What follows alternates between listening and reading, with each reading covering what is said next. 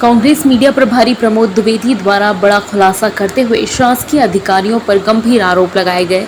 दरअसल मामला इंदौर के एरोड्रम थाना क्षेत्र में स्थापित जनशक्ति गृह निर्माण संस्था का है।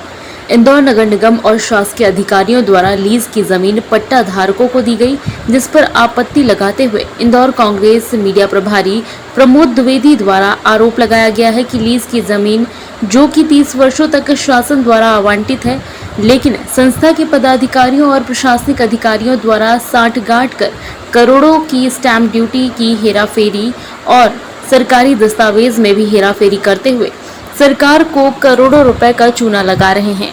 वहीं द्विवेदी द्वारा बताया गया कि लीज की जमीन को संस्था के पदाधिकारियों और शासकीय कर्मचारियों द्वारा गरीब जनता से मोटी रकम वसूल कर पट्टा वितरित किया जा रहा है। बताया गया कि संस्था में बैठे पदाधिकारी जो कि इंदौर के कलेक्टर ऑफिस में शासकीय कर्मचारी हैं और अधिकारियों से साठगांठ कर गरीब और मासूम लोगों से जमीन के नाम पर लाखों रुपयों की वसूली कर रहे हैं, जबकि प्रशासन द्वारा दी गई गाइडलाइन के अनुसार 30 वर्ष की लीज पर दी गई जमीन को आवंटित कर आम आदमी को पट्टे के रूप में दी जाती है। द्विवेदी द्वारा बताया गया कि जहां एक और लीज की अवधि समाप्त होते ही प्रशासन अपना कब्जा करता है, ऐसे में इंदौर में प्रशासन के कई अधिकारियों द्वारा मिली भगत से ऐसी संस्थाओं को पनाह दी जा रही है और गरीब और आम जनता को लूटा जा रहा है, जिसके हित के लिए कांग्रेस के मीडिया प्रभारी प्रमोद द्विवेदी द्वारा दस्तावेज सहित मीडिया से चर्चा की गई और लोगों को इंसाफ दिलाने की बात कही गई। आपके सामने राज्यपाल से ये है, स्पष्ट लिखा है 30 वर्ष न उप पट्टे पे देगा, है ना, बिना राज्यपाल की लिखित सहमति के या लिखित पूर्व मंजूरी के। टेक्निकल मामला है और अनियमितताओं का मामला है, सरकार के दोहरे आचरण का मामला है। इंदौर विकास प्राधिकरण या अन्य प्राधिकरण, चाहे देवास प्राधिकरण हो, उज्जैन विकास प्राधिकरण हो या हाउसिंग बोर्ड हो या नजुल विभाग की ज़मीन हो, जब वो लीज पे देते हैं तो 30 साल की लीज पे देते हैं। यानी लीज का मतलब होता है किराएदारी, और किराएदार व्यक्ति अगर उस प्रॉपर्टी को बेचता है तो ये माना जाता है कि उसने विक्रय किया है, तो उस पर विक्रय पत्र की स्टाम्प ड्यूटी गाइडलाइन के अनुसार लगती है। इसमें सीधे सीधे उप पट्टे पे जमीनें दी गई, यानी करोड़ों रुपए की स्टाम्प ड्यूटी चुराई गई, और करोड़ों रुपए की ये स्टाम्प ड्यूटी जो चुरा करके सरकार के राजस्व को हानि पहुंचाई गई। पश्चात इंदौर नगर पालिक निगम ने किराएदार से के द्वारा रखे गए किराएदार के नाम पे नक्शा पास कर दिया। दूसरा, संस्था को राज्यपाल से अनुमति लेने के बाद किसी अन्य को प्लाट उप पट्टे पे देना था, संस्था ने वो नहीं किया। लीज शर्तों का उल्लंघन करने पर कई सालों बाद मनी सेंटर को धाराशायी किया जाता है और कब्जा ले लिया जाता है।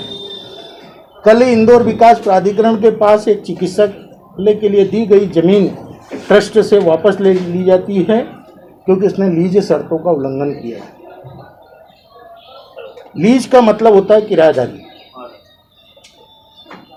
और इस आखिरकार में इतनी अनियमितता होने पर इस संस्था पर किसका वरद हस्त है? कौन सी संस्था है ये और कौन लोग हैं? जनशक्ति गृह निर्माण संस्था है। सरकारी अधिकारी और कर्मचारी जो कलेक्टर कार्यालय के अंदर विभिन्न विभागों में पदस्थ हैं, उसमें से 8 या 10 लोगों ने इसमें संस्था बनाई है। उनकी कुछ और संस्थाएं भी थी। विवाद ये भी नहीं है कि उन्होंने संस्था बनाई और सदस्यों को भूखंड दे रहे हैं। सवाल ये था कि जो ज़मीन आपको मिली नहीं उसका लेआउट प्लान कैसे मंजूर है।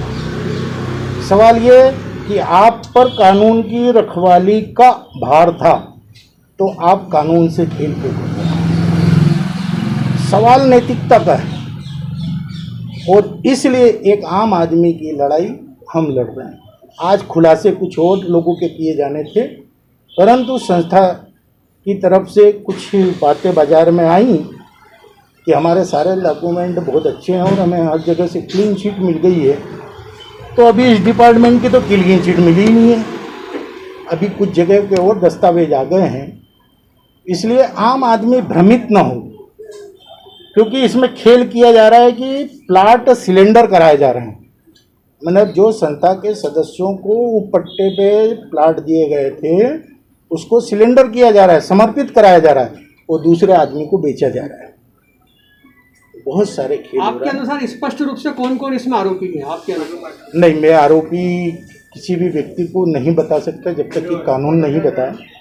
मैं तो अनियमितताओं की बात कर रहा हूँ और अनियमितता में बहुत सारे लोग दोषी हैं। किसकी मिलीभगत से काम हो रहा है पूरा ये? किसकी मिलीभगत से काम हो रहा है आप? मतलब शासकीय अधिकारियों की मिलीभगत से और विभिन्न विभागों की मिलीभगत से। वो सारे विभाग के अधिकारी इसमें वरिष्ठ अधिकारी हैं। लोकायुक्त में धारा 17A में परिवर्तन हुआ है और उसमें ये कहा गया है कि पहले आपको लोकायुक्त में शिकायत करने के पहले विभिन्न विभागों में शिकायत करना पड़ेगा।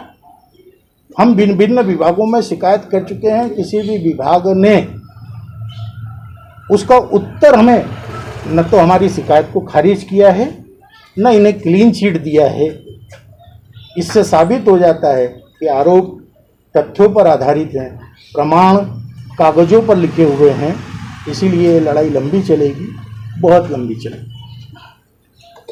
Bureau report, JSR times. ताज़ा खबरों के लिए सब्सक्राइब करें JSR टाइम्स और साथ ही नोटिफिकेशन पाने के लिए बेल आइकन को दबाएं।